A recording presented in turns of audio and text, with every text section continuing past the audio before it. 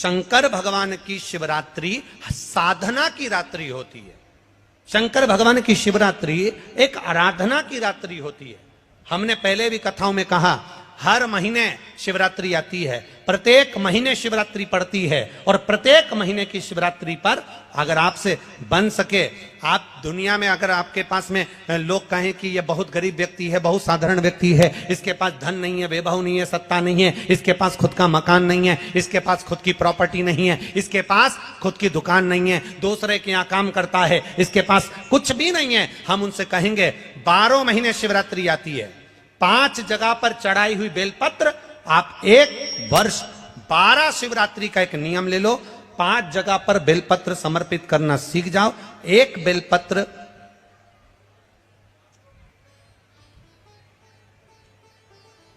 ये शिवलिंग, ये जलाधारी, बहुत ध्यान से देखना, ये चरण जहां से जल नीचे गिरता है, गणेश जी का स्थान, कार्तिकेय जी का स्थान, ये हस्तकमल, माता पार्वती जी का हाथ हस्तकमल, शिवलिंग, भगवान शंकर का स्थान।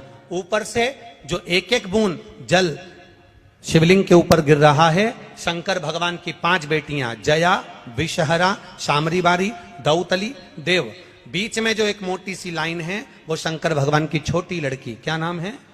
अशोक सुंदरी। ये पूरे शिवलिंग का वर्णन। 5 जगह पर बेलपत्र, 5 स्थान पर बेलपत्र, 12 महीने की शिवरात्रि। आप दूसरे के यहाँ काम कर रहे हो, नहीं है नौकरी, नहीं है काम, दूसरे के मकान में रह रहे हो, खुद का मकान भी नहीं, खुद का प्लाट भी नहीं, खुद की प्रॉपर्टी भी नहीं, बहुत संघर्ष की जिंदगी जी रहे हो, ठेला धका रहे, लॉरी चला रहे, गाड़ी चला रहे, ऑटो चला रहे, अपने लिए करने का प्रयास करना। घर में जितने सदस्य हैं, 12 महीने शिवरात्रि आती है, एक बेलपत्र अशोक सुंदरी वाली जगह पर, डंडी का मुंह नीचे की ओर। दूसरी बेलपत्र माता पार्वती जी के हस्त कमल पर, ये 2 पत्ती जो होती है, इस पत्ती के 2 भाग शिवलिंग के बीच में हो। तीसरी बेलपत्र भगवान शंकर के शिवलिंग पर, डंडी का भाग आपके विपरीत दिशा में हो, विपरीत दिशा में। चौथी बेलपत्र भगवान शंकर का जहां से जल बहकर जाता है, जमीन पर जो जल बहता है, जमीन पे से जो जल बहकर जाता है, चौथी बेलपत्र उस जमीन के जल पर जहां से वो पानी बहकर जा रहा है, पूरे शिवलिंग को छोड़कर जहां से पानी जमीन पर बहकर जा रहा है उस स्थान पर। और 5वीं बेलपत्र नंदी का जो पांव ऊपर उठा हुआ है, उस पांव के पास में 5वीं बेलपत्र समर्पित करना। एक शिवरात्रि से लेकर 12 शिवरात्रि जो 1 वर्ष तक कर लेता है, 1 वर्ष अपनी कड़ी मेहनत के साथ में मेहनत पूरी करना। और ये 5 बेलपत्र, 5 बेलपत्र हर महीने जो शिवरात्रि आती है उस पे समर्पित करना प्रारंभ कर दीजिए और मेहनत करना प्रारंभ कर दीजिए। आपको आपके कर्म का फल मिलेगा। साल भर के अंदर आप अच्छे बनकर बैठ सकते हैं। शिवरात्रि 12 महीने आती है, 12 हर महीने शिवरात्रि। और बहुत अच्छे से ध्यान रखिएगा, कभी आपको अगर मौका मिले जीवन में और आपके यहां अगर सफेद फूल ज्यादा आ जाता हो तो 12 महीने शिवरात्रि आती है 12 महीने शिवरात्रि आती है। आप किसी कामना से अगर शंकर जी की आराधना कर रहे हैं या आप शिवरात्रि पर व्रत करें ना करें, 12 महीने शिवरात्रि आती है। आप प्रयास करना, एक कामना कर कर शंकर जी के शिवलिंग का और शंकर जी की जो जलाधारी है उसका शाम के समय, प्रदोष के समय पर, शिवरात्रि के दिन सफेद पुष्प की पंखड़ियों से शिव का श्रृंगार करना प्रारंभ कर दीजिए। जिस मंदिर में कोई नहीं जाए उस मंदिर में जाकर आप शिव का श्रृंगार करिए, श्रृंगार करो। आप दूसरा सोमवार आएगा, दूसरा शिवरात्रि आएगी ना, दूसरी महीने की जब शिवरात्रि आएगी तो आपको मालूम पड़ेगा कि आपने शंकर का जो पुष्प का श्रृंगार करा था, श्वेत पुष्प की पत्तियों का, सफेद फूल की पत्तियों का, कुंदकेश्वर महादेव के नाम से जो श्रृंगार करा था, उसका लाभ क्या हुआ। एक माता ने तो बड़ा सुंदर भाव लिखा है कि हमारे, अब पत्र ढूंढना पड़ेगा कि हम सफेद पुष्प की पंखड़ियां कुंदकेश्वर महादेव। हम तो सबसे कहते हैं आपकी फैक्ट्री ना चले, आपकी दुकान ना चले, आपका व्यापार ना चले, आप मेहनत करो, कर्म करो और फल शंकर के भरोसे पर छोड़ दो। मेहनत करो, कर्म करो, मेहनत से पीछे मत हटना, कर्म करने से पीछे मत हटना, क्योंकि शंकर भगवान भी कहते हैं और भगवान कृष्ण गीता जी में कहते हैं कर्म करने से पीछे मत हटना। साथ में शिव जी एक ही बात कहते हैं, भगवान कृष्ण ने गीता जी में कहा कि कर्म तू कर पर मुझ पर विश्वास रख कर करना। शिव पुराण भी वही कहती है, मेहनत आप करो, एक बेलपत्री चढ़ा रहे हो तो यह विश्वास रखकर चढ़ाना कि मैं शंकर जी को अपने दिल की बात कह रहा हूं, बाकी का फल मैं दे दूंगा कि मुझे क्या प्रदान करना, फल मैं दूंगा कि मुझे क्या प्रदान करना।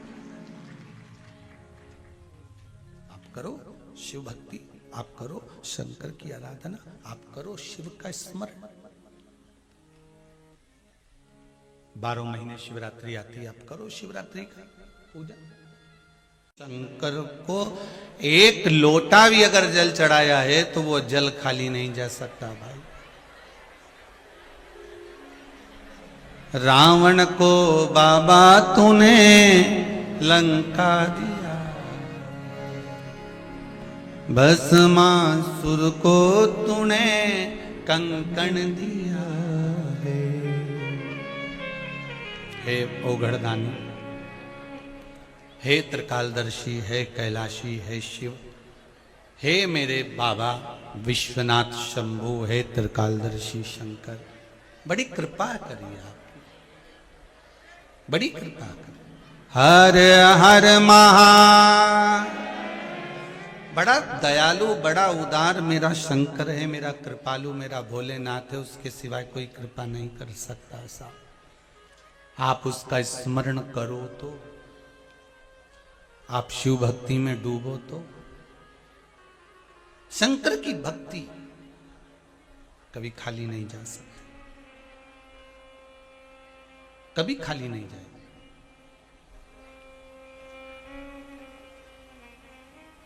बस मूल है विश्वास। क्या होना चाहिए? विश्वास। मानो तो मैं गंगा मां हूं, ना मानो तो बहता पानी। आप अगर मानोगे तो शंकर की शिवलिंग में शंकर है, और ना मानोगे तो जैसे कई लोग कह देते हैं कि दूध उंडेल रहे हो, दूध डाल रहे हो। कई लोग कह देते हैं पत्थर पे दूध डोलने से कौन सा फायदा है। कई लोग फिल्म में भी कह देते हैं कि पत्थर पे दूध डोल रहे हैं। अरे भाई, पत्थर पर दूध नहीं ढोल रहे, हमारे देव अधिदेव महादेव हमारा बाबा इस शिवलिंग में विराजमान है, कंकण में विराजमान है। उस शंकर को प्रकट करने का हम प्रयास कर रहे हैं। हम दूध उंडेल नहीं रहे, हम शिव को प्रकट कर रहे हैं।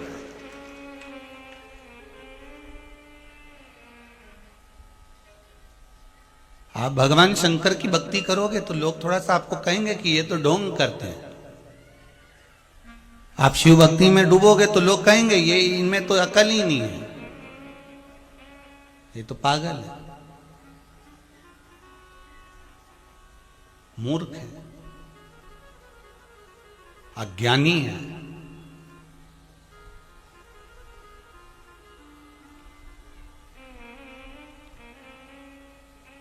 महाराज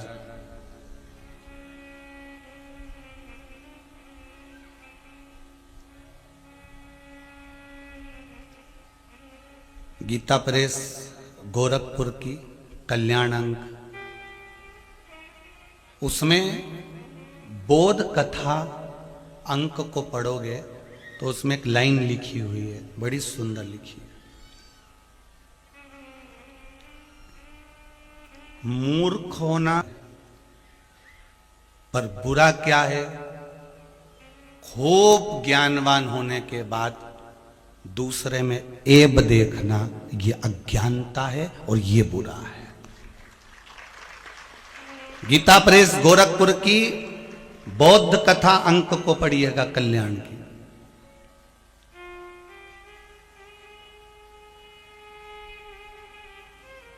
अज्ञानता किसको कहा गया? कि हम विद्वान होने के बाद भी हमारी विद्वत्ता के हम भ्रम में पड़े रहे।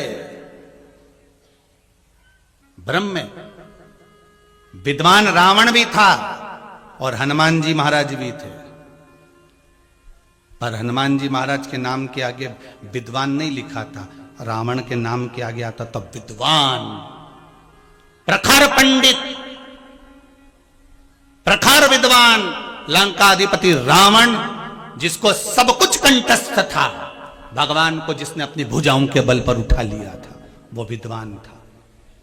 और मेरे हनुमान जी महाराज, उनके नाम के आगे विद्वान नहीं लिखा, लिखने वाले ने लिखा विद्यावान गुणी अति चातुर। मां विद्वान शब्द नहीं लिखा, मां लिखा विद्यावान।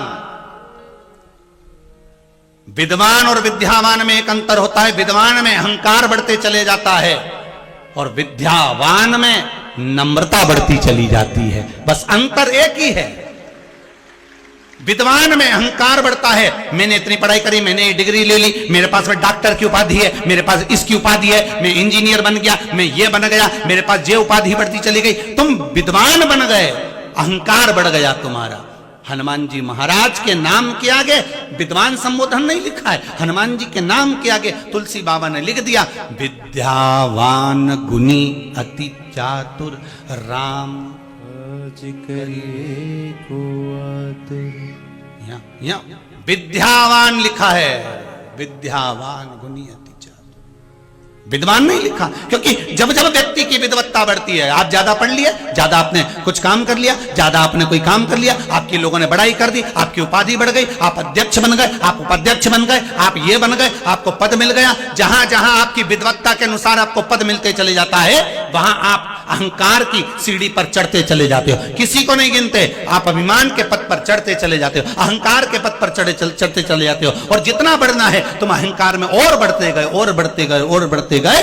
रावण अहंकार की परम सीमा तक पहुंच गया था। हनुमान जी में और रावण में बस यही अंतर था, रावण जो भी रूप रखता था वो बढ़कर रखता था, और हनुमान जी जो भी रूप रखते थे वो छोटे होकर रखते थे। मसक समान रूप धर लंका में प्रवेश कर गए, लंका छोटा सा रूप धर कर। विद्वान में अहंकार हो सकता है, पर विद्यावान में, जिसने अच्छे से पढ़ाई करी है, जिसने अपने एक एक अक्षर को प्रेम से पढ़ा है, जिसने गुरुकुल में जाकर, गुरु के आश्रम में जाकर भगवान की भक्ति को धारण करा, एक से बढ़कर एक, अगर गुरु ने अच्छा विद्या प्रदान करी है, विद्यावान है, तो उसमें नम्रता बढ़ेगी। ना तो वो गलती छाटेगा, ना गलती कहेगा, ना किसी को अपशब्द बोलेगा, ना गाली देगा, ना किसी के लिए ताना देगा, उसकी नम्रता बढ़ेगी। और नम्रता का भाव क्या है, श्री हनुमान जी महाराज जी से सीख लीजिए। जब राम जी के पास पहुंचे थे तो राम जी के आगे हाथ जोड़कर खड़े होकर कहते हैं कि मैं भीतर के राम को आपसे मिलाना का प्रयास कर रहा हूं, मैं भीतर जो राम है क्या आप वही हैं? ये नम्रता कहती है।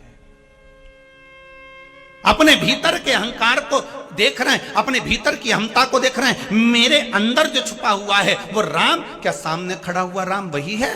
मैं हनुमान राम को पहचानने का प्रयास कर रहे हैं। ये विद्यावान व्यक्ति का लक्षण है कि वो अच्छा पढ़ लिख जाता है तो उसमें नम्रता आती चली जाती है, वो झुकना जानता है, वो समर्पण का भाव जानता है, वो हाय मम्मी हाय डैडी नहीं करता, वो प्रणाम करता है। हाय मम्मी और हाय डैडी से काम नहीं चलेगा, वो नमन करता है, वो प्रणाम करता है, साष्टांग करता है, उसकी विद्वत्ता बढ़ती है। कभी सीखो, सीखना हो तो किसी अच्छे विद्यावान से सीखो कि अच्छे अच्छे ऊंची ऊंची पोस्ट पर पहुंचने के बाद भी लोग अपने माँ बाप के पास जाकर उनको प्रणाम करते हैं, नमन करते हैं, साष्टांग करते हैं। कुछ सीखो। और आज का बेटा जरा सा इंजीनियर बन गया, जरा सा डॉक्टर बन गया, बड़ी उपाधि मिल गई, ज्यादा बड़ा पद मिल गया, तो माँ बाप आए भी तो ये उठ के ही नहीं खड़ा हो, आ गए होंगे, अब मेरे को तो पिटना पड़ेगा, पद है मेरे पास। तो कितने दिन का पद है, कितने दिन का? थोड़े दिन के बाद में मालूम पड़े भूत लिखा जाता है पद के आगे, भूतपूर्व ये पद, भूतपूर्व का वो पद। अहंकार नहीं आना चाहिए। रावण में विद्वत्ता थी, अहंकार बढ़ गया था। हनुमान जी में विद्यावानता थी, इसलिए नम्रता आ गई थी। लाओ नम्रता।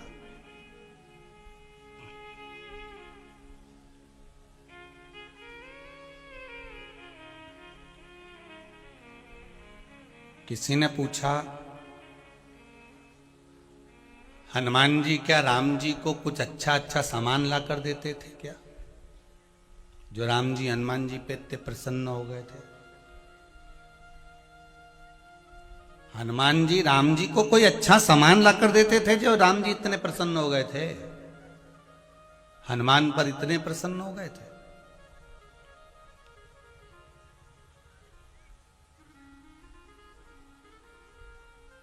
एक बार लक्ष्मण जी के मन में भी आ गया था, आप हनुमान को इतना समर्पित क्यों हो गए, आप हनुमान जी की ओर इतना क्यों झुक गए?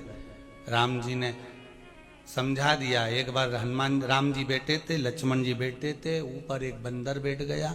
हनुमान जी अपना रूप बदलकर बंदर का रूप ऐसा लेकर, जिसको लक्ष्मण ना पहचाने राम ना पहचाने, ऊपर बैठ गए और अपनी पूंछ राम जी के मुंह पे मारी। पूंछ लटकाई तो लटकी हुई पूंछ राम जी के मुंह पर सिर पे आई। लक्ष्मण जी ने भगाया, चल। अब बंदर भगे नहीं, पूंछ फिर मुंह पे आए, फिर नहीं भगे। लक्ष्मण जी ने राम जी से कहा, भैया एक काम करो, अब मुझे गुस्सा आ रहा है, मैं इस बंदर को मार दूंगा। धनुष और बाण उठाया। राम जी ने कहा, मत मार इसको। क्यों मार रहा है? ये आपको पूंछ नहीं दे रहा है, आपके चेहरे पर, आपके मुख पर, आपके स्वरूप पर बार बार पूंछ दे रहा है। राम जी ने कहा, अरे लक्ष्मण तू जानता नहीं है, जिसके पास जो होगा वो वही तो देगा। कपि की ममता पूंछ में, इसलिए ये बंदर ममता दे रहा है, पूंछ नहीं, ममता प्रदान कर रहा है। अपने भीतर का जो प्रेम है, अपने भीतर की जो वात्सल्यता है, अपने भीतर की जो करुणता है, वो मुझे प्रदान कर रहा है। हम कभी आपसे ये नहीं कहते कि आप शिव जी के मंदिर में जाकर बहुत सारा दान देना, या बहुत सारा धन देना, या बहुत सारा दौलत देना, या बहुत सारी पदार्थ देना, सामग्री देना। हम तो जब भी कहते हैं, एक पुष्पम एक बेल पत्रम, और इतना भी ना हो तो एक लोटा, एक जल का पात्र भरा समर्पित कर दिया। उस पात्र का सुख देखिए। एक पत्र में किसी ने लिखा है, बबीता सूर्यवंशी पतालेश्वर छिंदवाड़ा से आई है, कहीं बैठी हो तो हाथ जरूर उठाइएगा। बबीता सूर्यवंशी कहीं बैठी हो तो हाथ उठाइएगा। इन्होंने लिखा है, गुरुजी प्रणाम, मेरे पिता में मेरे पेट के अंतर्गत शायद 7.0 mm की एक पत्थरी हो गई थी, निशिष्ट हो गई थी, और नागपुर में उसको ऑपरेशन के लिए कह दिया गया था। पर काली मिर्ची वाला प्रयोग किया, कहीं बैठी हो तो हाथ जरूर उठाना भैया।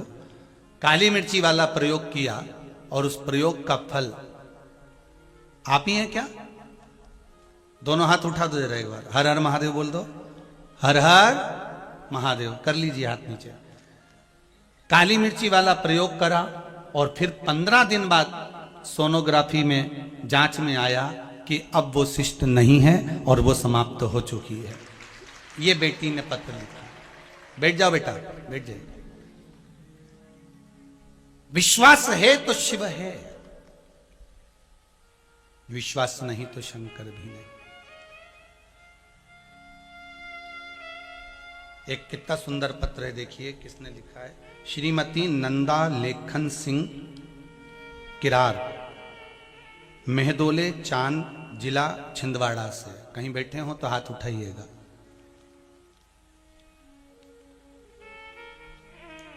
नंदा लेखन सिंह किरार, मेहदोले चांद, जिला छिंदवाड़ा से। आप ही हैं? आपने पत्र में लिखा है, दीदी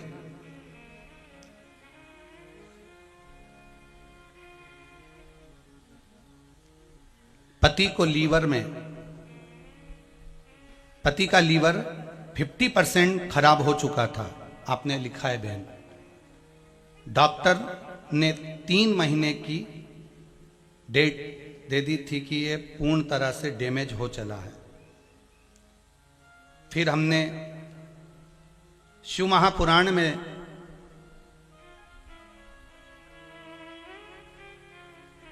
बेलपत्र का और धतूरे वाला प्रयोग करना प्रारंभ करा, जिससे डॉक्टर के पास फिर दिखाने गए तो उन्होंने कहा अब लीवर पूरी तरह से काम करना प्रारंभ कर दिया। ये अपने पत्र में लिखा है दीदी।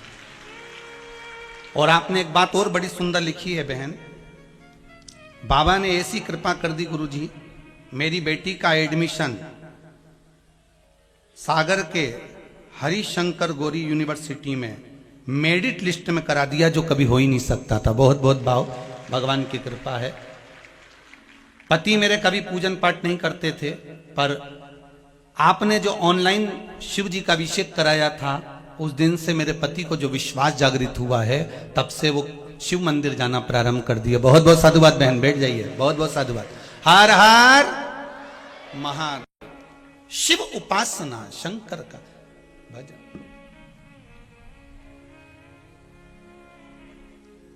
शंकर की भक्ति का एक आनंद सुख ही दूसरा है। एक मैसेज हमारे सीओर ऑफिस में पहुंचा है, कल होगा तो हम उस लिखे हुए मैसेज को आस्था पर जरूर दिखाएंगे कि मुंबई के एक हॉस्पिटल में डॉक्टर ने भेजा है उसको कि हॉस्पिटल के मरीज अपने अपने पलंग पर गुरुजी की कथा 3 घंटे की सुनते हैं, नहीं सुनते तो आधे घंटे की सुनते हैं। और उसका फर्क क्या पड़ता है कि जो मरीज कथा श्रवण कर रहा होता है, उसका मन कथा में ऐसा लग जाता है कि उसको अपने आप लगने लगता है कि मैं ठीक हो चला हूं। ये शिव कृपा का भाव है, ये शंकर। कल उस मैसेज को आपको दिखाएंगे मोबाइल में से, और डॉक्टर का नाम भी आपको वर्णन करेंगे। देखो उसने लिख के भेजा, कितना कृपा शंकर कर। भरोसो दृढ़ चरणन केरो, श्री वल्लभ नक चंद्र छटा बिन सब जग माही अंधेरो। अगर आपका विश्वास है तो शिव मेरा सम्मुख में है, और अगर विश्वास नहीं तो मानो वो पत्थर है तो पत्थर है, माना तो गंगा मैया, मानो तो नर्मदा मैया, नर्मदा मैया मानो तो आप क्यों ना मानो तो बहता जल है, बहता पानी। मेरा ओघड़दानी जो कर रहा है, अगर दुख मिला तो उसमें भी बाबा को धन्यवाद देना। तेरी कृपा थी, हो सकता बड़ा दुख आने वाला था, तूने बचा लिया। सुख मिला, बड़ी कृपा करी, ये आपकी प्रसादी मुझे प्राप्त हुई है, बड़ी करुणा करी है आपने। ये शिव की उदारता, ये शंकर की कृपा, ये शिव की उदारता। आप विश्वास रखकर अगर कोई धारण कर रहे हो, विश्वास रखकर परमात्मा का भजन कर रहे हो, विश्वास रखकर शिव भक्ति में डूबे हुए हो, तो उसका सुख ही दूसरा हो, उसका आनंद ही दूसरा हो।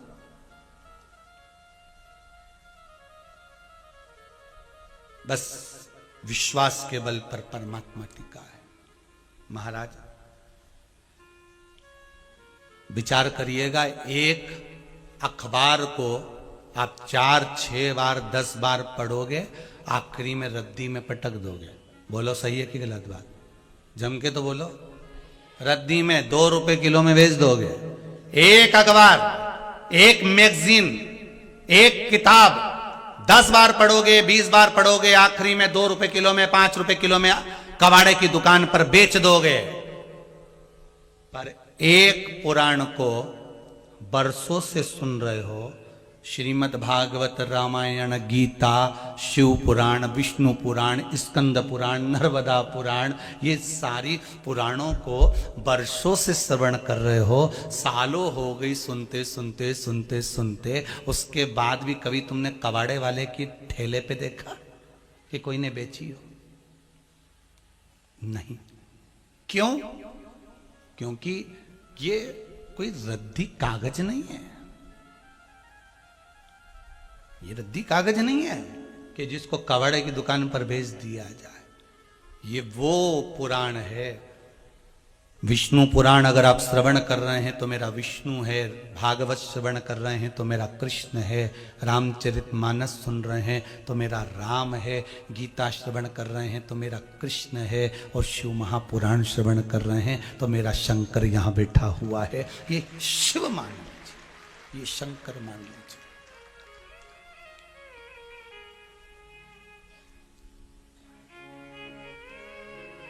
राजा बलि के पिता विरोचन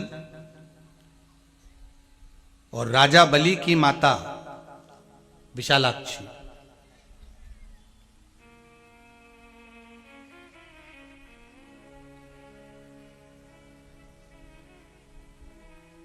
राजा बलि को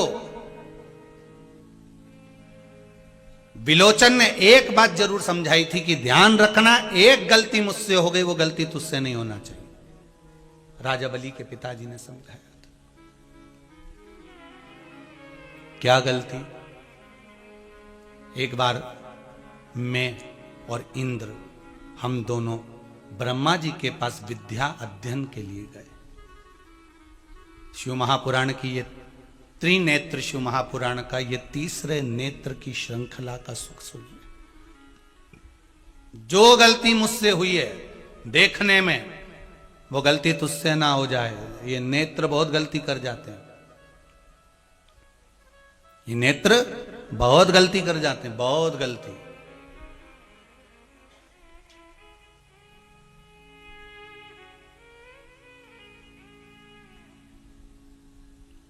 महाराज, कई बार हो जाता है कि हम जो देख रहे होते हैं वो भी गलत हो जाता है। कई बार होता है।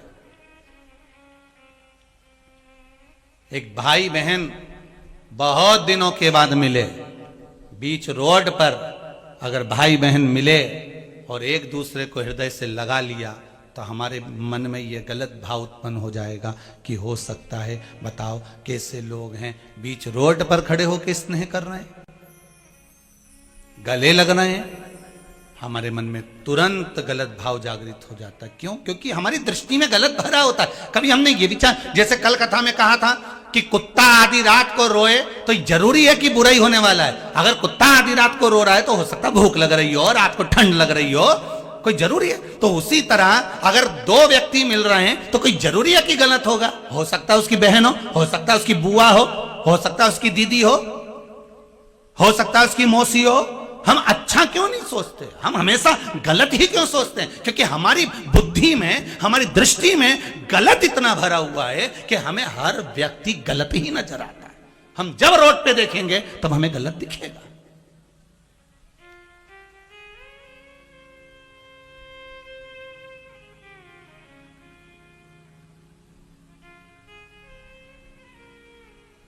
ये दृष्टि इतनी गलत है। रोड पर कहीं मंदिर दिख जाएगा ना तो ये नेत्र मंदिर पे कम जाएंगे, और कहीं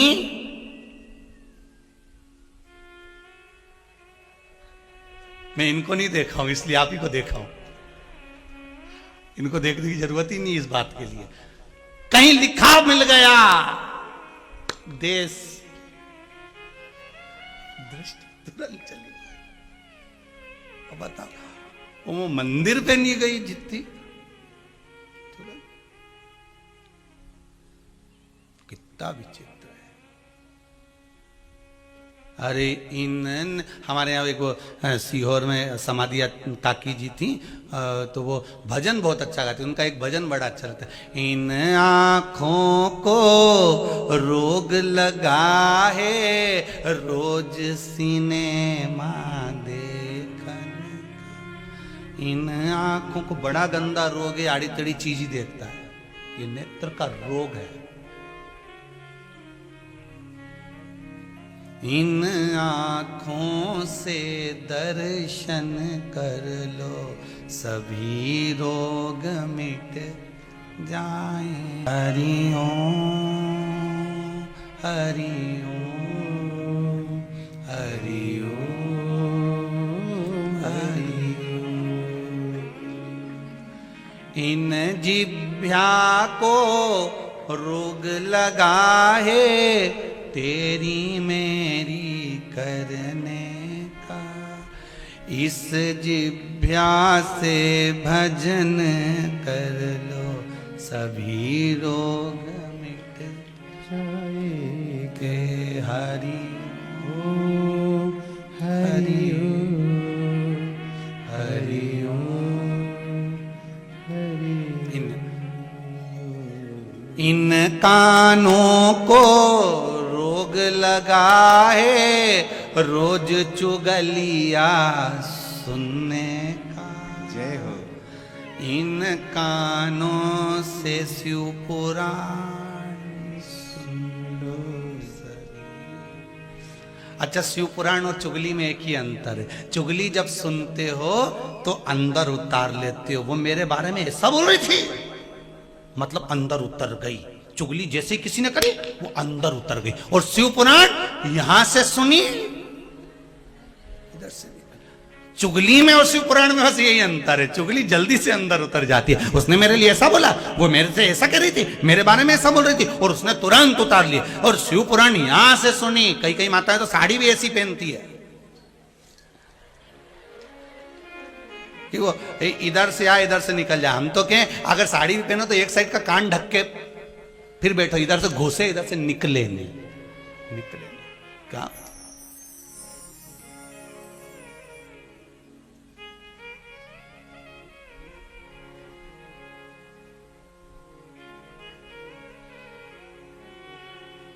अरे भाई,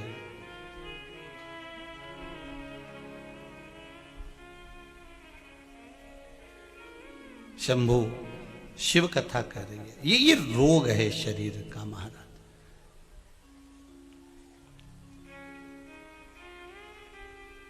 विलोचन अपने पुत्र राजा बलि को एक बात कह दिए थे, तू सतर्क रहना, जो गलती मुझसे हुई है वो तू मत कर जाना। क्या गलती? विरोचन कहता है कि विरोचन कहते हैं कि मैं और इंद्र दोनों ब्रह्मा जी के पास में विद्या सीखने के लिए गए। फिर दोनों ने विद्या सीखी, ब्रह्मदेव ने विद्या सिखाई, दोनों ने सीखी। 32 वर्ष तक ब्रह्मचार्य का पालन किया।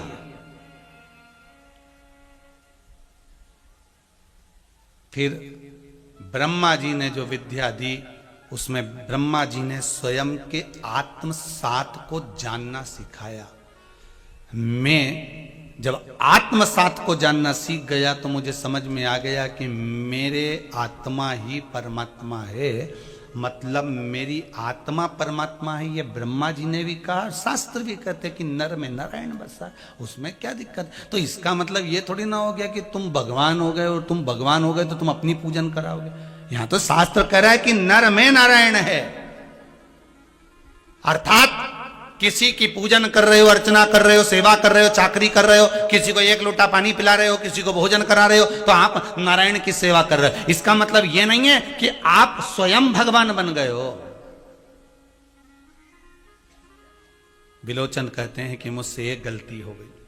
वो गलती यह कि मैंने आत्मसात करने में स्वयं को भगवान मांग लिया, स्वयं को भगवान। मैं स्वयं भगवान। गलती बस एक ही होती है मनुष्य से, जब उन्नति की सीढ़ी पर चढ़ता जाता है ना, चढ़ता जाता आगे बढ़ता जाता है तो उसको ही गलती होने चालू हो जाती है कि मैं कर सकता हूं, वो दुनिया में कोई नहीं कर सकता। मेरी होड़ कोई नहीं कर सकता, ये उसकी गलत फहमी है। महाराज, आप उन्नति की सीढ़ी पर कितने भी चढ़ जाओ, एक ना एक दिन आपको नीचे आना ही है, पहुंचना ही। कितना ऊपर था गंगा का जल, ब्रह्मा जी के कमंडल में रखा हुआ था, तो भी उस गंगा के जल को और ऊपर रखा, भगवान शंकर की जटा में रख दिया। जटा में रखा तो भी वो गंगा का जल नीचे आया कि नहीं आया? जम के तो बोलो जरा, आया ना? गंगा का जल नीचे आया, इतना ऊपर होने के बाद भी। क्यों आया? उसका कारण क्या था? गंगा भी कमंडल में रहकर कह रही थी भगवान ब्रह्मदेव से कि मैं कमंडल के अंदर हूं और मेरा वेग अभी देखा नहीं है। मेरे वेग को तुम जानते नहीं हो। स्वयं भागीरथ बाबा से कह दिया था, भागीरथ तू मेरे वेग को नहीं झेल सकता। गंगा मैया जब छटपटाकर जब बोली, अहंकार गंगा जी का बोल गया था कि तुम मेरे वेग को नहीं झेल सकते, तुम कहां मुझे लेकर जाओगे? तब भागीरथ बाबा ने भगवान शिव से कहा, अगर मैं वेग नहीं झेल सकता तो मेरा भोलेनाथ तो झेल सकता है। शंकर भगवान से निवेदन करा कि आप गंगा के वेग को झेलिए।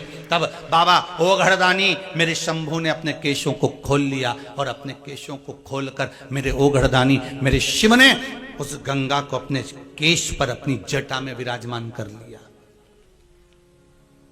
भागीरथ बाबा बड़े प्रसन्न हुए कि चलो गंगा जी ऊपर से आकर शिव जी की जटा में विराजमान हो गई। ये अच्छा हुआ, ऊपर से आकर शिव जी की जटा में आ गई। भागीरथ जी चाहते तो गंगा जी को अब निकालते नहीं, शंकर जी को ले जाके सीधे 60,000 काकाओं के उद्धार के लिए वहीं पे बिठा देते कि इनका उद्धार कर दीजिए, शंकर जी कर दे। पर गंगा शंकर जी की जटा पर थी, शिव जी को ले जाकर बिठा देते कि भोलेनाथ जी चलो। जब शंकर जी तक के ना माने भागीरथ जी का, तो गंगा को जटा में ले लिया, तो क्या भागीरथ जी कहते कि शंकर जी मेरे साथ चलो और वहां पर चल के बैठ जाओ थोड़ी देर, तो बैठ जाते और शिव जी का स्पर्श होता और 60,000 राख के ढेर का कल्याण हो जाता। पर गंगा को पृथ्वी पर लाने की जिद भागीरथ बाबा की ये थी कि गंगा पृथ्वी पर इसलिए आना चाहिए क्योंकि इसको अहम आ गया, इसको थोड़ा अहंकार आ गया है, थोड़ी अहंकार था, थोड़ा अहम आ गया।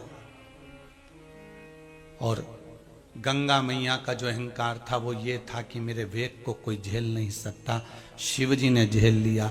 भागीरथ बाबा गंगा को इसलिए पृथ्वी पर लेकर जा रहे हैं 60,000 काकाओं के उद्धार के लिए कि गंगा मैया आप चलोगी तो आपका भी अहंकार थोड़ा सा टूट जाएगा, वापिस नीचे आना ही पड़ता है। तुम कितने भी ऊपर चढ़ जाओ, आना तो नीचे पड़ेगा ही।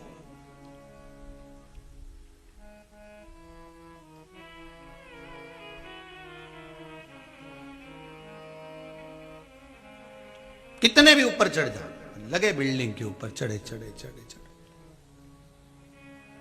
शंभु शरणे पड़ी मांगू घड़ी रे घड़ी, दुख काटो दया कनी ने दर्शन आपो। महाराज मुझसे गलती हो गई, विरोचन बोले।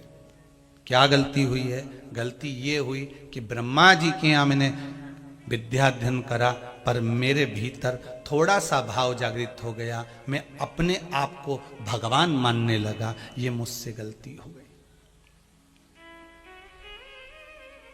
और राजा बलि, आपसे ये गलती नहीं होना चाहिए।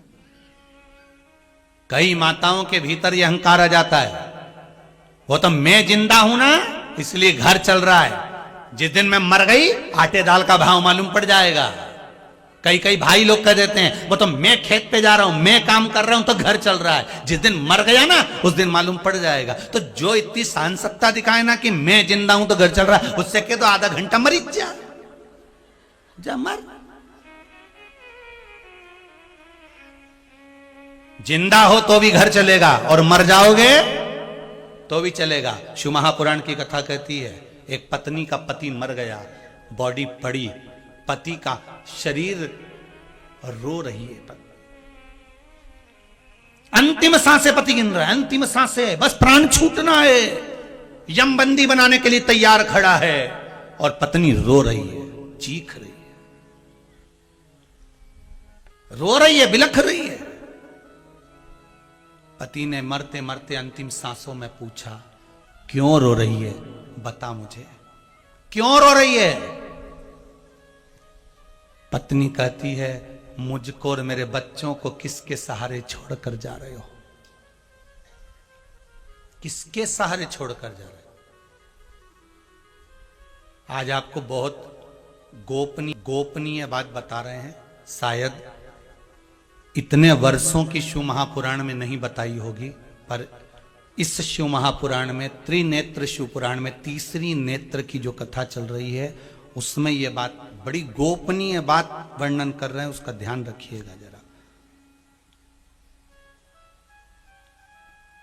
ये पति और पत्नी का संवाद चल रहा है। मरने वाला व्यक्ति मरता है तो पत्नी पति से कह रही है, तुम किसके सहारे छोड़कर जा रहे हो मुझे और अपने बच्चों को? जितने आस्था चैनल पर श्रवण कर रहे हैं, जितने फेसबुक पर श्रवण कर रहे हैं, इस कथा को भूल मत जाना, बड़े ध्यान से सुनना। शायद इतने वर्षों में ये कथा मुख से ना आई हो, पर तीसरे नेत्र की कथा इस नवे गांव में चल रही है तो आज प्रकट हो गई, उसका स्मरण जरा ध्यान से सुनना।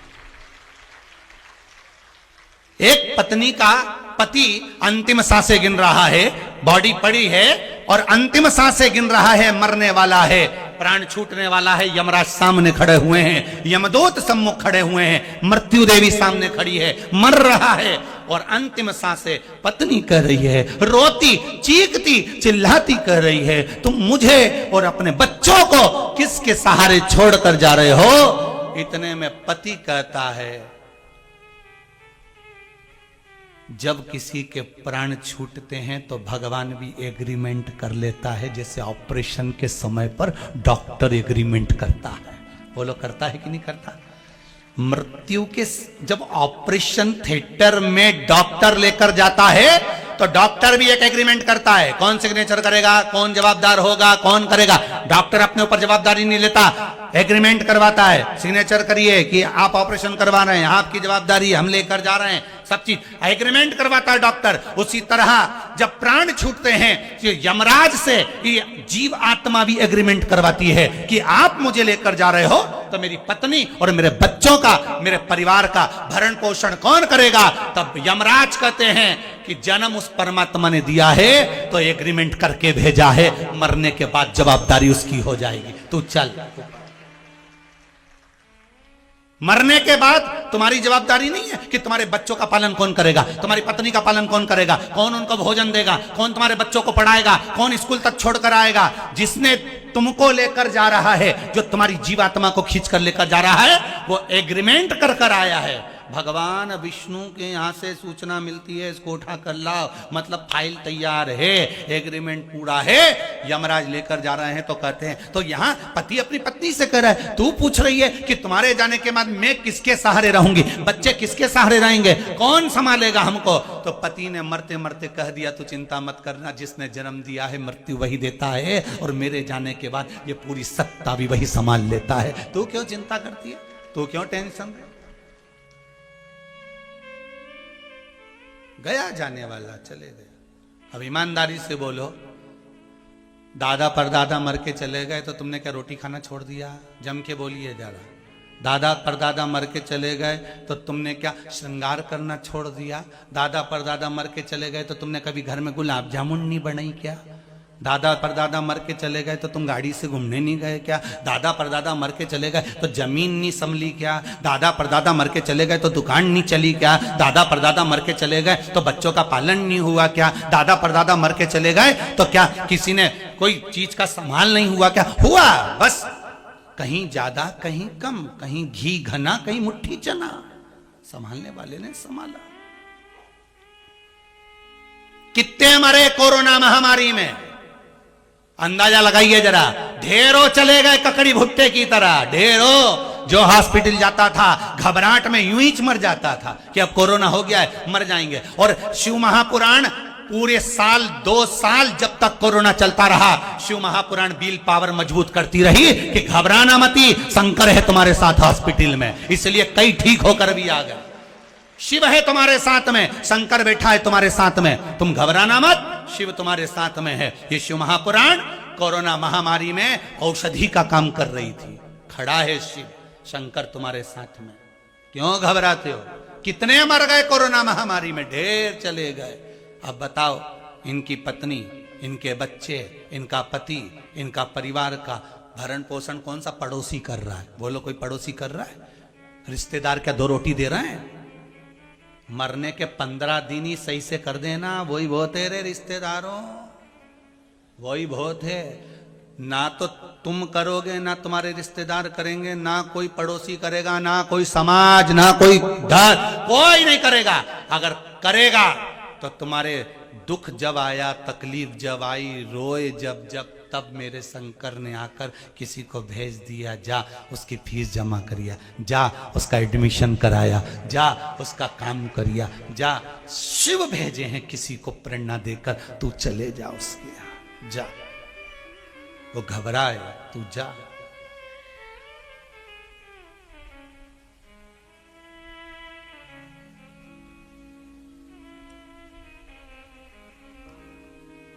कितनी आस बनाते हैं गांव के लोग। एक पत्नी का पति मारा तो गांव के लोग रोते रोते, अब मैं क्या करूंगी, पत्नी रोई। गांव के लोगों ने कहा, देखो, परिवार वाले बोले, क्यों रो रही है, देख छोरा बैठा इसकी ओर तो देख कम से कम। बोलो, यही बोलते कि ना, ये छोरा बैठा है तेरा, इससे आस लगा के बैठ, कहां अब चले गया, उसके लिए क्या रोना, क्या रोना। ये बेटा बैठा है ना तेरा, इससे आस लगा, ये बेटा बैठा है तेरा, क्यों रो रही है। अब पति चले गया, यही समझाया। अब माँ बेटे पे आस लगा कर बैठी, समय आया 10, 15, 20 साल बाद बेटा चले गया, फिर रोने लगी। अब गांव के लोग फिर आ गए, रिश्तेदार फिर आ गए, पोते को खड़ा कर लिया, क्यों रो रही है, बेटा चले गया, पोता तो है ना, आस इससे लगाना, उसको तो देख कम से कम, पोते को, पोते से आस लगा, पोते को देख, क्यों रो रही है। अब मालूम पड़े 15-20 साल बाद पोता भी चले गया। अब गांव के लोग आए, अब तो कोई बच्चा नहीं, परमात्मा से आस लगाओ, वो तो बैठा है ना। इतने में बैठी बैठी एक थप्पड़ धर के दिया गांव वाले में। पहले नहीं बोलते बना कि उससे लगा ले, तो इनसे काय को लगाती। पहले बोलना था ना कि आस उस परमात्मा से लगाओ, आस उस शंकर से लगाओ, आस उस नारायण से लगाओ, आस उस राम से लगाओ, आस उस कृष्ण से लगाओ। मेरे को जब जब धीरज बंधाया, ये कहकर बंधाया, पति चले गया तो बेटे से आस लगा, बेटा चले गया तो पोते से आस लगा, पोता चले गया, तब गांव के लोगों ने, परिवार वालों ने कहा कि अब कोई नहीं बचा तो परमात्मा से आस लगा। पहले बोल देते कि परमात्मा से आस लगा कर बैठना तो एक नहीं जाता, सब यहीं की यहीं मिल जाते। आस परिवार से लगाई ना, इसलिए सब चले गए। आस उस परमात्मा से लगाते तो एक नहीं जाता, यहीं पड़े रहते। जिस जिस चीज को ज्यादा चाहोगे वो सबसे पहले जाएगी। दांत बहुत चाहते हो ना, इसलिए सबसे पहले सोफा सेट ही निपटता है, सबसे पहले। इन आंखों को खूब जोड़ जो तो यही सबसे पहले जाए। ये खिड़की, कान, खूब इससे आस लगी रहे, खूब तीली डाल डाल के ऐसे हिला, सबसे पहले यही जाए। जिस जिस चीज से ज्यादा आंच ने मारा, पाओ अभी दौड़ के, अभी देख 2 मिनट में पहुंचू, और ऊपर 4 मंजिल का मकान में तो यूं चढ़ जाऊं, भगवान ने कर ले घुटना अभी तोड़ू, ले दर लगा आस। जिस जिस चीज से लगाई ना वही चीज चली गई। भगवान से क्या, हमारा तो 4 मंजिल का मकान, भगवान बड़ी कृपा करी, भगवान की एक बार चढ़ गई ना बापड़ी उतरेगी नीचा। कपड़ा सुखाने जो एक बार चढ़ी बाल्टी लेके, आधा घंटा नीचे नहीं उतरी। घर के लोगों को लगा निपट तो नहीं गई। तब एक छोरा को ऊपर भेजा, देख क्या तेरी अम्मा गई थी ऊपर, दादी देख क्या है कि गई। तब छोरा ऊपर जाके देखा, दादी से पूछा, दादी तू तो ऊपर ही बैठ गए, अरे बाल्टी नहीं तो की, ऊपर लेके आई, धरी, अब कपड़ा डालते नहीं बन रहा, हमारा तो बीपी ऊंचा नीचा हो गया। छोरा नीचे आया, माता पिता ने पूछा क्यों, दादी है, हाँ है, पूरी पूरी है, नहीं गई, जमाना का। अरे भाई रो रहे, आस लगा कर बैठे, पति गया, बेटे से लगा ली, बेटा गया, पोते से लगा ली, पोता गया। आखिरी में लोगों ने कहा उस परमात्मा से आस लगाओ। शिव महापुराण की कथा तो चिल्ला चिल्ला के कह रही है, बार बार कहती है, इसलिए बार बार आपसे कहते हैं कि अगर परिवार वालों को परखने की अपेक्षा मेरे शंकर के चरणों में जाकर बैठ जाओ। दुनिया के हाथ जोड़ने से अच्छा है जहां शिव एकांत में बैठा है उसके मंदिर में चले जाओ, उसकी चौखट पर चले जाओ, उसको एक लोटा पानी चढ़ा लो, एक बेलपत्र चढ़ा लो, धतूरा चढ़ा लो, एक चावल का दाना चढ़ा लो, एक मूंग का दाना चढ़ा लो, जो मर्जी पड़े, शिव को समर्पित करो और दिल से उससे बात कर लो। साहब कोई साथ नहीं देगा अंतिम समय में, केवल वही साथ देगा अंतिम समय।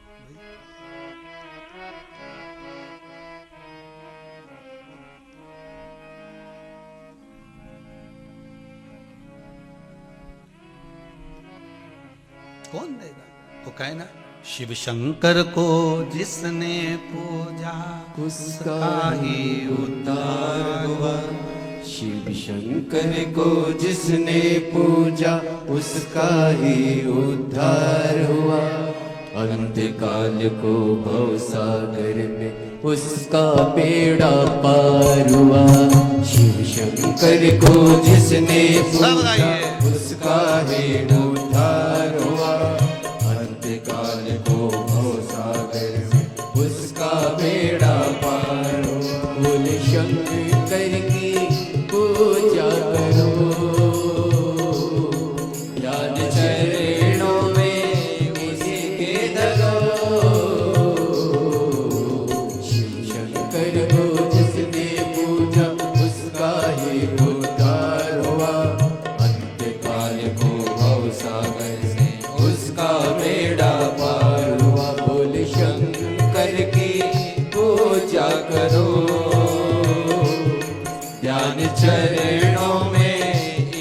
के धरो।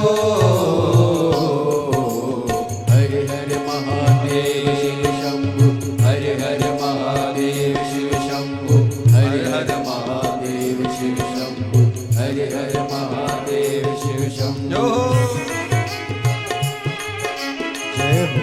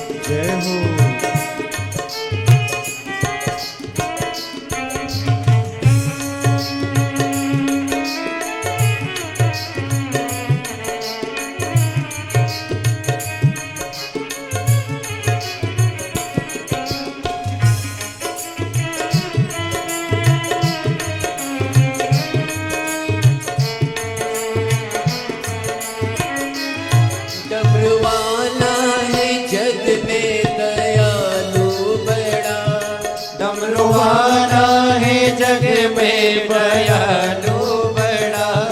दीन दुखियों का दाता जगत का पिता, दीन दुखियों का दाता जगत का पिता। सब पे करता है ये भोला शंकर दया, वो सब पे करता है ये भोला शंकर दया। सबको देता है ये आसरा, सबको देता है ये आसरा। पावन चरणों में अर्पण आकर जो इतबार हुआ, पावन चरणों में अर्पण आकर जो उद्धार हुआ। उसका बेड़ा पार हुआ। बोले शंकर की पूजा करो, ध्यान चरणों में इनके धरो। शिव शंकर को जिसने पूजा उसका ही उद्धार हुआ, शिव शंकर को जिसने पूजा उसका ही उद्धार हुआ। अंधकार को भवसागर उसका बेड़ा पार हुआ। नाम ऊंचा है सबसे महादेव का, नाम ऊंचा है सबसे महादेव का। वंदना इसकी करते हैं सब देवता, वंदना इनकी करते हैं सब देवता। इसकी पूजा से वरदान पाते हैं सब, इसकी पूजा से वरदान पाते हैं सब।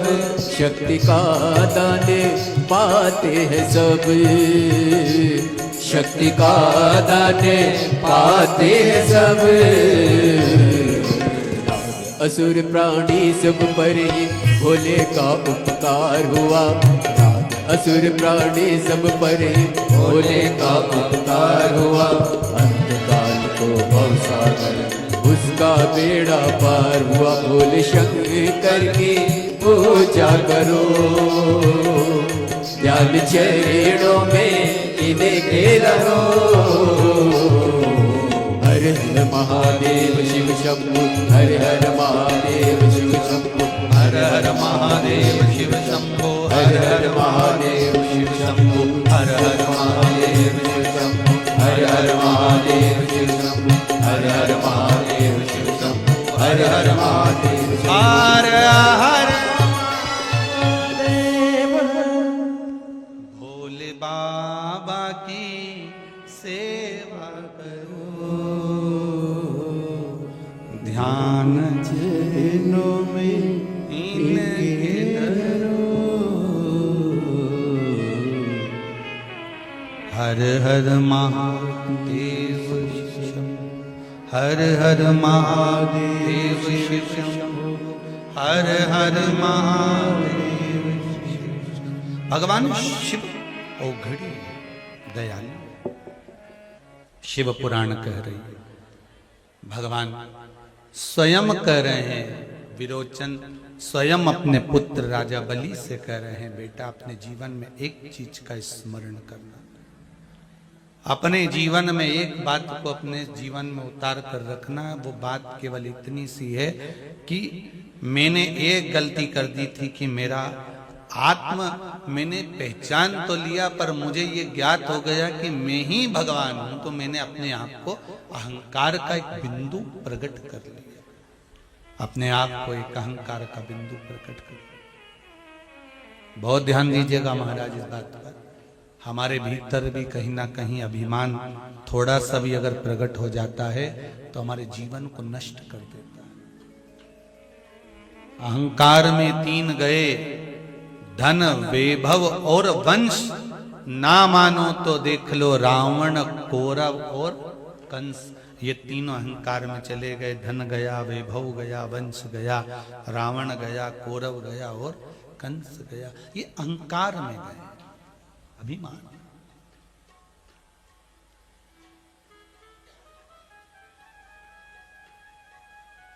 अहम में चले गए ये सब।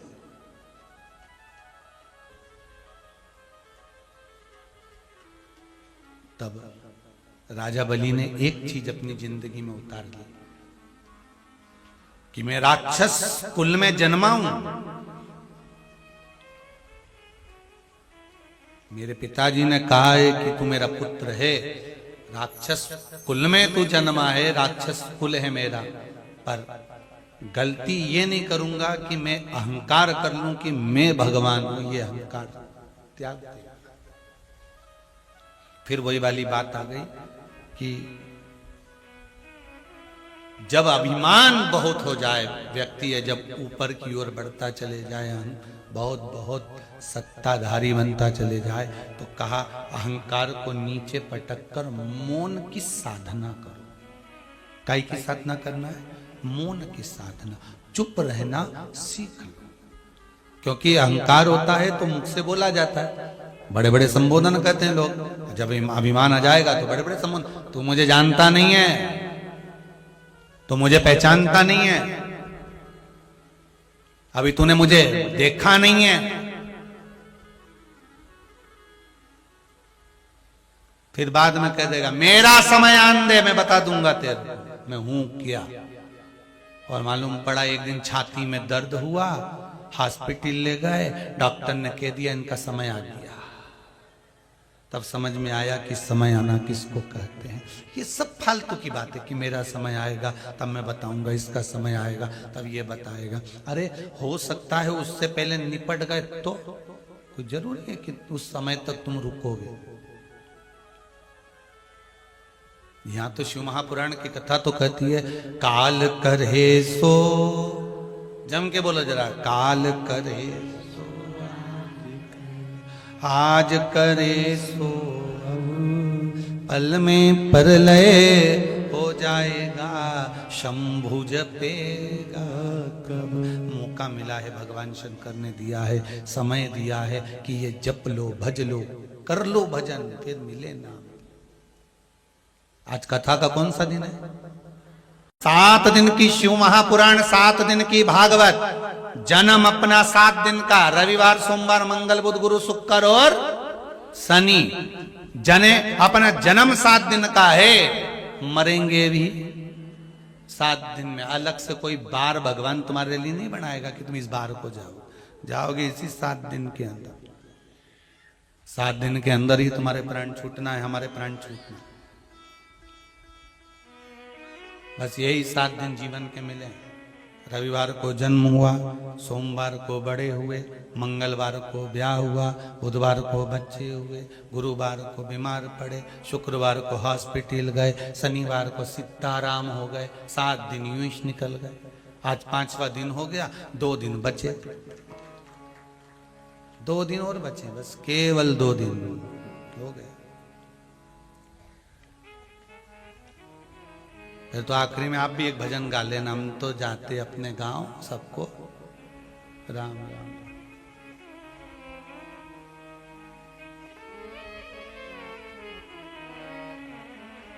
भजन स्मरण मौन रहे कर भी, जब अहंकार बहुत परम सीमा पर पहुंच जाए तो उस समय पर मौन हो जाओ। लगे तुमको कि अब मैंने बहुत पद पा लिया, बहुत प्रतिष्ठा पा ली, बहुत यश पा लिया, तो बहुत ऊंचे पदवे पर अगर पहुंच गए हो, बढ़ता गया अभिमान, तो फिर अब थोड़ा मौनता धारण कर।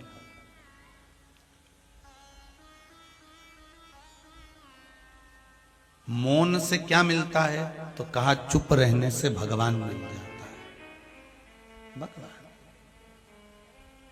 जो ज्यादा बड़बड़ करता है ना, उसको घर में लोग पूछते नहीं है, पर जो चुप रहता है ना, उसने एक बार ही घूर के देख लिया नहीं तो फिर तो हो गया कल्याण। मौन से पहचान हो जाती है कि इसका सुख क्या है। जैसे एक नई नवेली लड़की को उसकी शादी हो गई तो उसका पति लेने आया, तो 3-4 दोस्तों को भी ले आया। अब दोस्तों को लेकर आया, अब सहेलियां इसकी, सहेलियों ने खिड़की खोली, खिड़की खोलकर सहेलियों ने कहा क्यों री कौन सा इसमें तेरा पति, पति कौन सा है? तो एक बोली वो नीली शर्ट पहना वो, तो इसने मुंडी लगा, हट वो थोड़ी ना है। फिर वो लाल लाइनिंग वाली शर्ट वाला वो भेरू जैसा दिख रही है, वो भी नहीं है। अच्छा। फिर तीसरा, फिर एक सहेली बोली अच्छा वो होगा जी का थोड़ा थोड़ा बाल उड़ गया है, वो भी नहीं है। अच्छा। फिर वो जो लंबी पेंट पहना वो, अरे नहीं है वो। अच्छा। फिर जो ये बीच में से मांग निकाला है, लंबा लंबा चेहरा है, गोरा गोरा सा है, इतने में वो हंस दी, इतना में हंस दी। यही है। अब वो बोली नहीं है, बस मुस्कुरा दी, चुप हो गई। सहेलियां पूछ रही है यही है, बोली कुछ नहीं है। इतने में सब सहेलियां पहचान गई कि यही है। मौन रहने का फल यही है कि तुम चुप रहोगे तो भगवान भी पहचान जाएगा कि यही है। ये चुप रहने में पहचान हो जाती। अब वो बोली क्या कि यही है, नहीं बोली, पर सहेलियां पहचान गई कि चुप रहने से ये मालूम पड़ गया कि ये हो सकता है, यही है। बस पहचान यही है इसकी, इससे ये पहचान हो गई।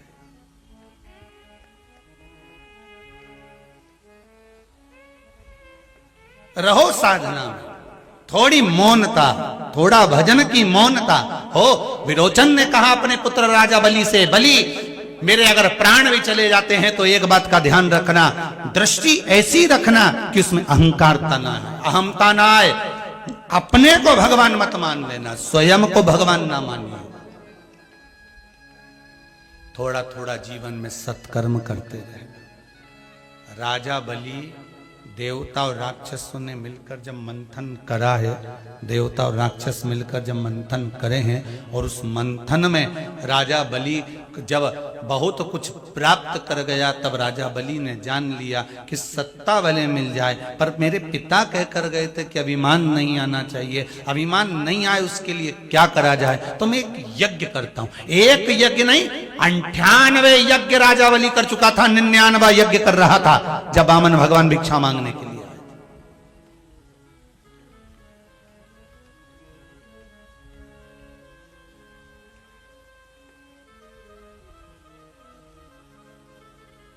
मंदिर, देवालय, बहुत ध्यान देना महाराज, मंदिर, देवालय, बावड़ी, कथा, सत्संग, स्मरण, भंडारा, भोजन आदि कादि का जो क्रम होता है, उसमें शिव महापुराण की कथा कहती है कि आप करो, बहुत प्रेम से करो, खूब आनंद में बनाओ मंदिर, देवालय, तीर्थ, आनंद आनंद में बनाइए, पर कहीं अहमता उत्पन्न ना हो, इसका स्मरण करिए।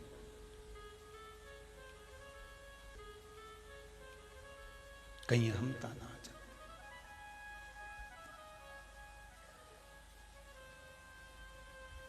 महाराज जैसे विदल और उत्पल, इन दोनों को अहंकार आ गया था। इनका अहंकार भी बड़ा प्रबल था, क्योंकि वीरता बड़ी प्रबल थी। ब्रह्मा जी से वर मांग लिया था, ब्रह्मदेव हमें अगर वर देना है तो वर प्रदान करिए। ब्रह्मा जी ने कहा क्या वर चाहिए बोलो, तो हमारे प्राण ना छूटे।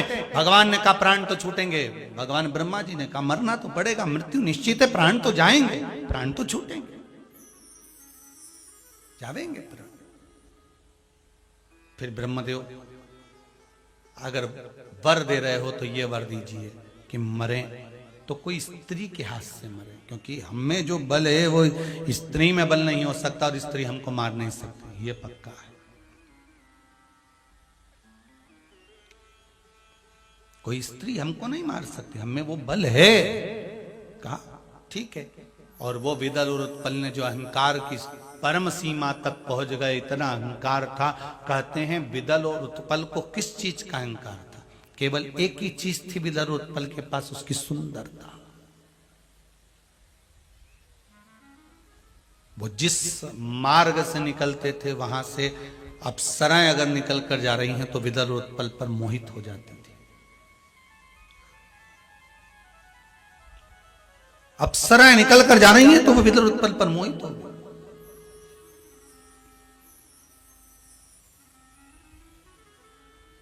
किसी मार्ग से निकल कर जा रहे हैं, वहां अगर कोई संत पत्नियां भी अगर वहां पर निवास कर रही हैं तो विदल उत्पल को देखकर कहीं मोहित ना हो जाए, तो संत पत्नियां भी बाहर नहीं निकलती थी।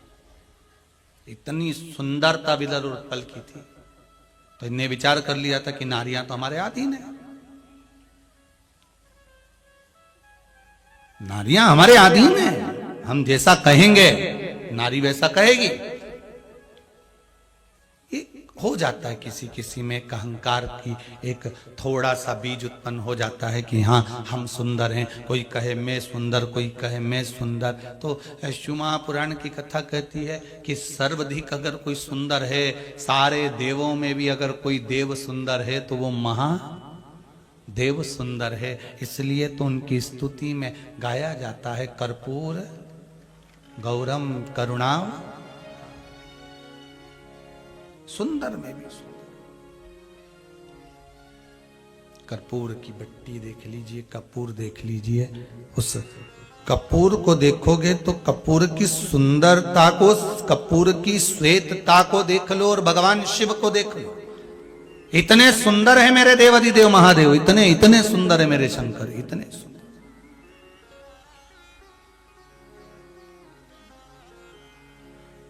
विदल उत्पल अपने सुंदरता के अहंकार में फूल गए। फुलाने वाले बहुत फुलाते हैं महाराज जी, दुनिया के लोग खूब फुलाएंगे खूब। अभी मकर संक्रांति आने वाली है, लोग खूब पतंग उड़ाएंगे।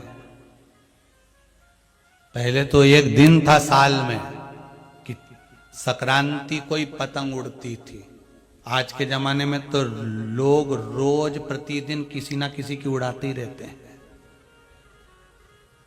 अहंकार अगर भगवान ने दिया है तो तोड़ेगा भी भगवान, तोड़ने वाला परमात्मा। क्यों अभिमत्ता में जीते हो? सुंदरता का अभिमान आ गया। महाराज आवाज पकड़ रहा है, सुंदरता का अभिमान आ गया, सुंदरता का अहंकार।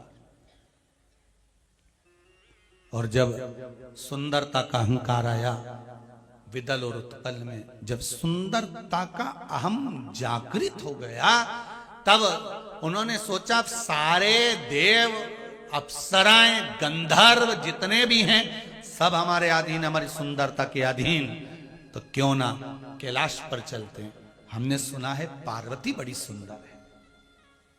अब सोचिए वो विदल और उत्पल जो सुंदर हैं वो कह रहे हैं कि पार्वती बड़ी सुंदर है, तो इन्होंने कहा चलो पार्वती जी का ही दर्शन कर लो।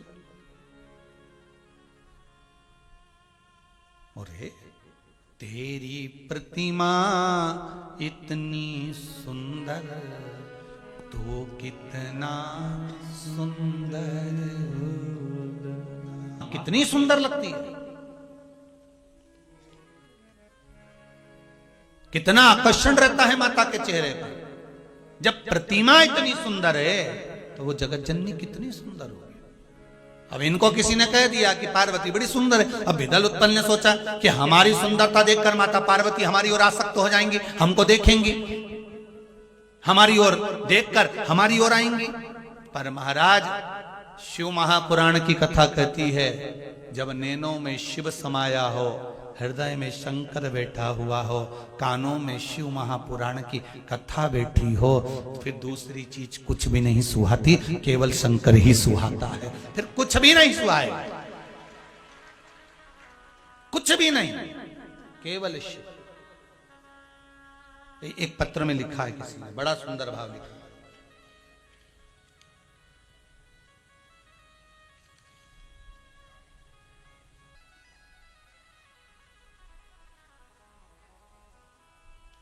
जिला छिंदवाड़ा के इमली खेड़ा से आई हूं। नाम तो इसमें नहीं लिखा है, गुरुदेव लिखा है, पीछे लिखा है मनीषा माहोरे, इमली खेड़ा से है। कहीं बैठी हो तो हाथ जरूर हिलाइएगा। उन्होंने लिखा है, गुरुदेव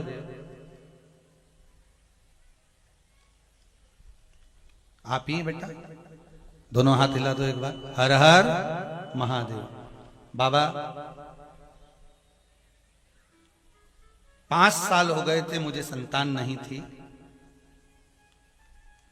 डॉक्टरों ने भी कह दिया था कि संतान का योग कम रहेगा, पर शिव महापुराण की कथा में सुना था सफेद आंकड़े का प्रयोग। मैंने वो सफेद आंकड़े की जड़ वाला प्रयोग करा और बाबा का पशुपतिनाथ का व्रत किया। बाबा ऐसी कृपा भोलेनाथ ने कर दी कि बाबा ने मेरी मनोकामना पूर्ण कर दी, और बाबा ऐसी कृपा करे कि अब मेरे को भी संतान का योग बन गया और संतान होने वाली। यही बाबा की कृपा है बेटा। विराजो, बहुत बहुत बाबा की कृपा हो। और सबसे बड़ी प्रसन्नता की तो बात यह है कि आप गर्भ धारण कर कर शिव जी की कथा सुन रहे हो, उसके लिए बहुत बहुत साधु बात है बेटा। बच्चों में संस्कार आए, इससे बढ़कर कोई सुख नहीं महाराज। बाबा ने दिया है, उसको शिव भक्ति में आपने लगाया है। बहुत बहुत साधुवाद आपको। कहीं अगर अभिमान आ गया हमारे भीतर तो हमें कहां, अब ये विदल और उत्पल के भीतर सुंदरता का अभिमान आ गया कि मैं सुंदर, और अगर हमारी सुंदरता है तो पार्वती जी हमारी ओर आएंगे। पर माँ तो माँ, नैनों में शिव हो, हृदय में शिव हो, श्रवण में शिव हो। अगर एक बार भगवान शंकर आपके भीतर आकर विराजमान हो गए हैं, एक बार शिव तत्व आपके भीतर आकर विराजमान हो गया है, एक बार शंकर की कथा को श्रवण करने के बाद अगर विश्वास जागृत हो गया है, तो ये मानकर चलना कि फिर ये हृदय कहीं भटकने वाला नहीं है। पार्वती का भी हृदय कभी नहीं भटका, शिव तत्व में जुड़ी रही। आए विदल उत्पल सामने पहुंचे। विदल उत्पल जैसे विदल उत्पल सामने आकर खड़े हुए, और विदल और उत्पल ने, माता पार्वती जी बाहर बैठी हुई थी, कोई कार्य कर रही थी। विदल उत्पल ने तुरंत पार्वती जी की ओर देखा और देखकर आवाज लगाई, अरे ओ हिमालय राज की पुत्री, ओ हिमालय राज की पुत्री। इन्होंने ये नहीं कहा कि शिव जी की धर्म पत्नी या माता, जगत जननी, हे जगत धात्री, हे दुर्गा, हे भवानी, हे अष्टधात्री, ये नहीं बोले। इन्होंने सीधे कहा हिमालय राज की पुत्री।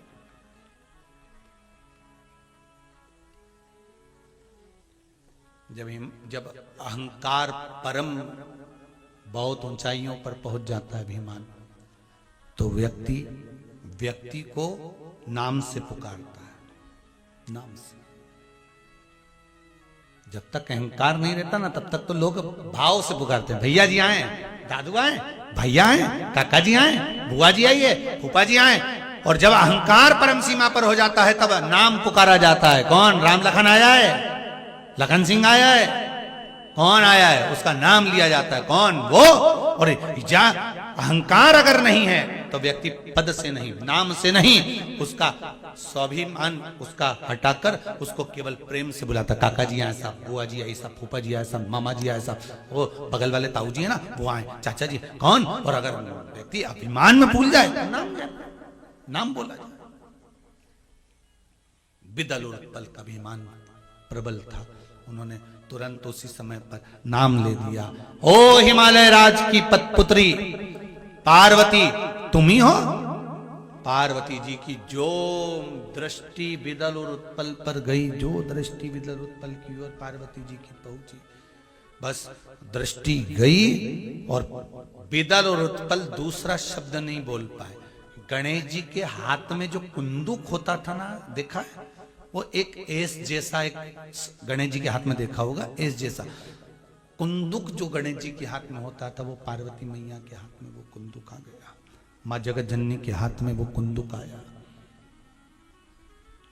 और माता पार्वती के हाथ में जब कुंदुक आया तब माता पार्वती ने उस कुंदुक को दूसरा शब्द बिदल उत्पन्न नहीं बोल पाए और माता पार्वती ने वो कुंदुक फेंक कर बिदल उत्पल का संहार करा। शिवजी आकर खड़े हुए, उनके चरणों में जाकर वो कुंदुक गिर गया। तब बिदल उत्पल के मरने पर कुंदुक चरणों में गिरा तो शिवजी का नाम कुंदकेश्वर हो। कुंदकेश्वर भगवान की हर हर महा, प्रेशर खोलिए, हर हर महादेव। आप सबको फिर निवेदन करेंगे, रोग, बीमारी, तकलीफ, कष्ट या फिर कहीं रुपया पैसा अटक गया हो, नहीं निकल रहा हो, किसी व्यक्ति से कोई काम करवाना है वो काम नहीं कर रहा, कोई फाइल आगे नहीं बढ़ रही है, कोई कार्य अटक रहा है, तो एक जल के पात्र में जल भरकर 5 बेलपत्री शिव जी को समर्पित कर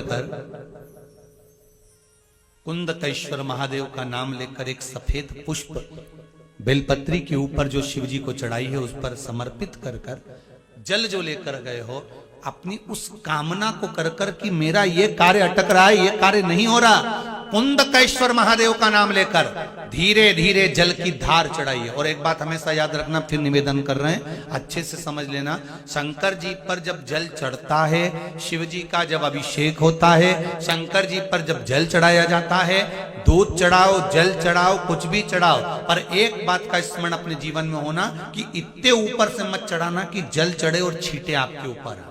बहुत ध्यान दीजिएगा।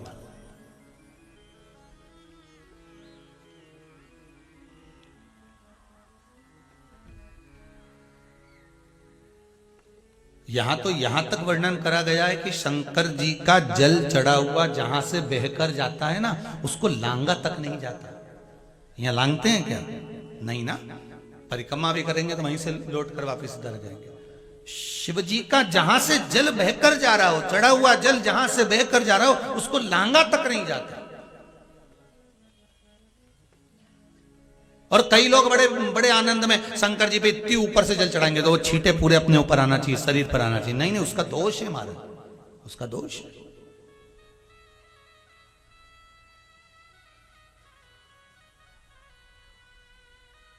शिव जी को अगर आप जल चढ़ा रहे हो, जैसे आप भगवान को अगर जल चढ़ाओ, दूध चढ़ाओ, तो मान लो अगर जैसे एक सरल भाषा में समझ लो और अच्छे से, कि जैसे ये शिवलिंग है शंकर जी का, ये शिवलिंग है और आप जल चढ़ा रहे हो, तो इतनी ऊपर से छोड़ोगे तो पानी का छींटा तो अपने ऊपर आएगा, पर वही जल, वही दूध, वही सामग्री आप शिवलिंग से थोड़ी सी दूरी बनाकर अगर आप समर्पित करेंगे तो बाबा उसको स्वीकार भी करता है और आनंद की अनुभूति भी होती है, कार्य में सिद्धता भी आती है, कार्य में उसकी सिद्धता भी। अब तुम तो ऊपर से छोड़ रहे हो जिससे वो पानी तुम्हारे ऊपर ही आए, तो वो एक अलग प्रसंग है, वो एक अलग विषय।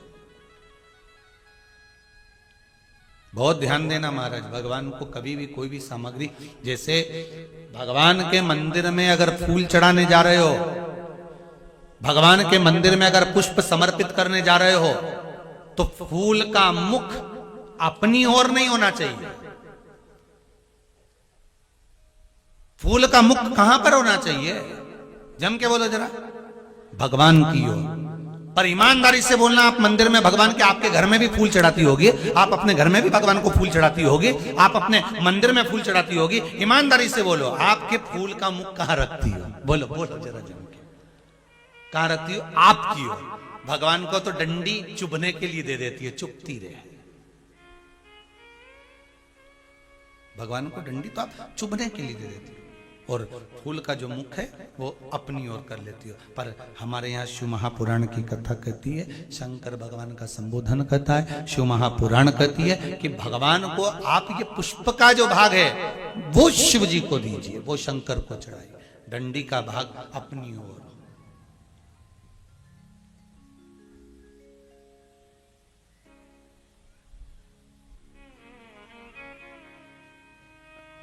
बेलपत्र चढ़ाने का भी एक तरीका होता है, समझ में आता है? सीधा बेलपत्र और उल्टा बेलपत्र समझ लेना, बहुत अच्छे से समझिएगा। शिव जी के सम्मुख में शंकर भगवान के शिवलिंग पर जब बेलपत्र चढ़ता है तो बेलपत्र का जो सीधा भाग होता है वो शिव जी के शिवलिंग पर होना चाहिए, उल्टा भाग ऊपर होना चाहिए। बहुत ध्यान से समझना हो। जब नंदीश्वर को बेलपत्र चढ़ाते हो, नंदी जो बाहर होता है उसको बेलपत्र चढ़ाते हो, तो नंदी को दो जगह बेलपत्र चढ़ती है, आपको ध्यान में होगा। पहली बेलपत्र नंदी को जब चढ़ती है तो नंदी के सामने चढ़ती है, तो उसका बेलपत्री का जो डंडी का मुख है वो नंदी की ओर होता है, और बेलपत्री की पत्ती का मुख शंकर जी की ओर होता है। समझ में आ रहा है सबको? डंडी का मुख, जैसे नंदी ऐसे बैठा है तो डंडी का मुख नंदी की ओर होगा, पत्ती का मुख शिव के, और ये सीधी की सीधी नंदी के सामने नीचे रखा जाती है, नंदी के सामने। और एक बेलपत्र जब नंदी के ऊपर चढ़ती है तो डंडी का मुख शिव जी के ऊपर होता है, और इस पत्ती का मुख नंदी के सिर पर नंदी की ओर होता है। ये दोनों में बहुत अंतर है महाराज। जैसे कोई बच्चा कोई कंपटीशन एग्जाम के लिए जा रहा हो या कोई परीक्षा देने के लिए जा रहा हो, और पढ़ाई करे, स्मरण करे, तैयारी करे, वो अपनी जगह पर है। और ऐसा नहीं होता कि बच्चे पढ़ते नहीं है या तैयारी नहीं करते हैं। इसके बाद भी अगर उनका इंटरव्यू में पास नहीं होते या एग्जाम में पास नहीं होते तो उसके लिए ये दोनों बेलपत्री बड़ी काम करती है। बहुत ध्यान देना, जो नंदी के सामने बेलपत्र रखकर जाना, शिव जी के सम्मुख में बेलपत्र रखकर जाना, मतलब नंदी के सम्मुख में जब रखाएगी तो डंडी, जम के बोली है, कहां होना चाहिए? नंदी की ओर। और जब ऊपर रखाएगी तो डंडी शिव की ओर हो। ये दो बेलपत्र रखकर शिव जी का स्मरण कर कर जाएं, कार्य सफलता की ओर बढ़ता है। कोई काम के लिए आप जा रहे हैं तो उसमें सफलता मिल जाती है, उसमें सफलता प्राप्त हो। शिव जी को बेलपत्र चढ़ा रहे हो, जो चिकना भाग है, सीधा भाग शिव जी के ऊपर, शंकर भगवान के ऊपर। थाली में अगर शिवलिंग का निर्माण कर रहे हो, पार्थिव शिवलिंग का निर्माण कर रहे हो, तो थाली में जब बेलपत्र रखोगे तो सीधी रखोगे, फिर उसके ऊपर शिवलिंग का निर्माण करो। अगर आप निर्माण करते हैं पार्थिव शिवलिंग का और बनाते हैं बेलपत्र का नीचे, महाराज शंभु शरणे पड़ी मांगू घड़ी रे घड़ी, दुख काटो दया करी ने दर्शन।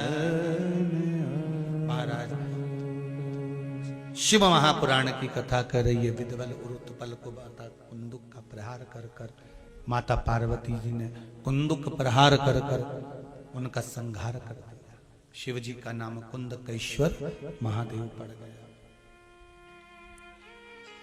कुंदकेश्वर महादेव को सबसे ज्यादा कोई चीज चढ़ती है तो सफेद पुष्प चढ़ता है। कौन सा पुष्प चढ़ता है? जम के बोलिए जरा। सफेद पुष्प।